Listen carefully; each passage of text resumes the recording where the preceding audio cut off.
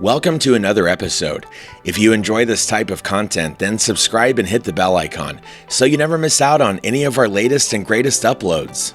The future is here. Self-driving cars, virtual assistants, and groundbreaking medical technologies, along with stubbornly high and growing rates of cardiovascular disease, diabetes, obesity, autoimmune disorders, allergies, asthma, eating, living, and moving, like paleo hunter-gatherers, are all core concepts of ancestral health.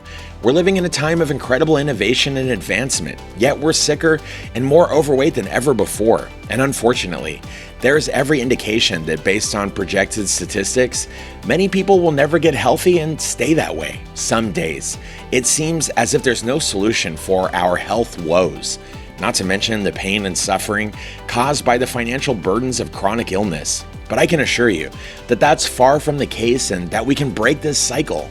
It's possible to halt and even reverse the current disease epidemic using a strategy we have access to right now. It isn't some brand new drug, device, or surgical procedure.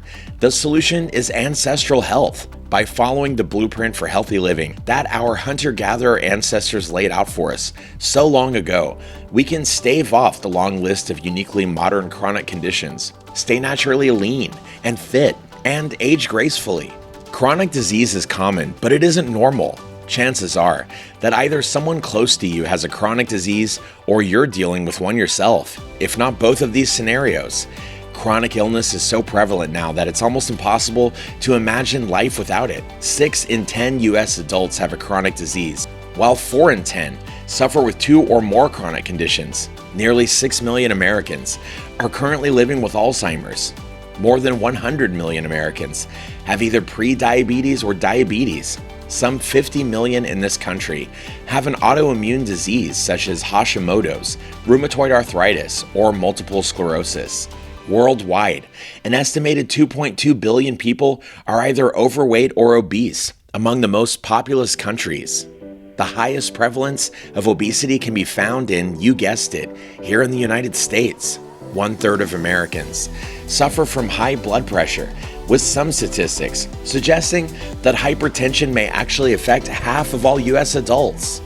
And yet, throughout most of our species' enduring existence, humans did live largely free of these illnesses that today shorten our lifespan and make us miserable. Chronic disease may be our new normal, but it definitely isn't our normal. Paleontological and archaeological findings have confirmed this, but perhaps the best evidence is the fact that remaining hunter-gatherer societies, who live as closely as possible to the way our Paleolithic ancestors did hundreds of thousands of years ago, they don't generally suffer from the most common chronic conditions. One study of the Tsimane people in Bolivia found that they have a prevalence of atherosclerosis 80% lower than ours in the United States, and that 9 in 10 Tsimane adults aged 40 to 94 have completely clean arteries and no risk of heart disease. Researchers also found that the average 80-year-old Tsimane male has the same vascular age as an American in his mid-50s. Studies of the Hadza of Tanzania reveal that less than 2% of Hadzaan adults qualify as overweight. And type 2 diabetes is so rare among these and other contemporary hunter-gatherer populations that few reports looking into its prevalence even exist. Mismatch: why your health is so different from your ancestors' health. So what happened?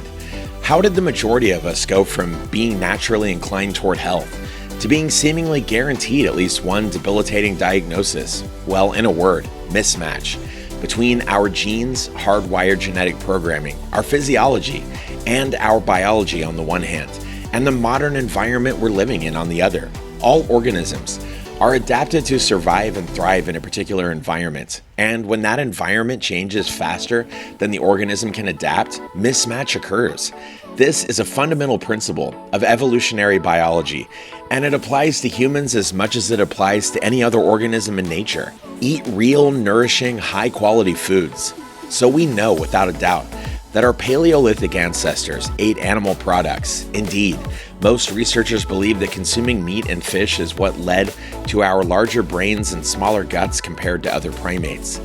Though no ancestral population following a completely vegetarian or vegan diet has ever been discovered, it's evident that hunter-gatherers did also enjoy plant foods, such as starchy root vegetables, Some traditional cultures also consumed grains and legumes, but those who did went to great lengths to break down the natural nutrient inhibitors these foods contain.